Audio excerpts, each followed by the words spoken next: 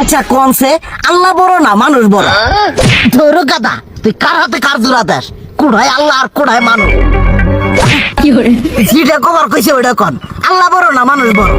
আল্লাহই তো বড়। আল্লাহ বড়, তাহলে আল্লাহর কথা না হইনা মানুষের কথা শুনেন কে? তুই কি কইতাছস? কি আর আল্লাহর কথা মানে না মানুষের কথা মানে? হ্যাঁ, কি আর মানুষের কথা শুনেন তাই না? আমনে যে ওই দিনকে ডায়াবেটিসের রোগ নিয়ে যে হাসপাতালে গেলেন, ডাক্তার আপনার কত কিছু খাবার না করলো, সব কিছু না খাই এখন চলতেছেন।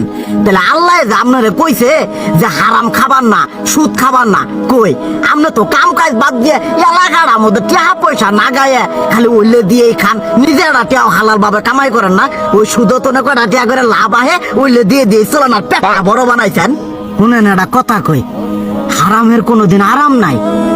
হালাল পথে রুজি রোজগার করেন, প্রয়োজনে এড়া বেলা কম খায়েন, তাও শরীর পিণ্ডও ভালো থাকবো, কোনো রোগ বেদও হবো না, আরামও পাবেন, আল্লাহও খুশি থাকবো।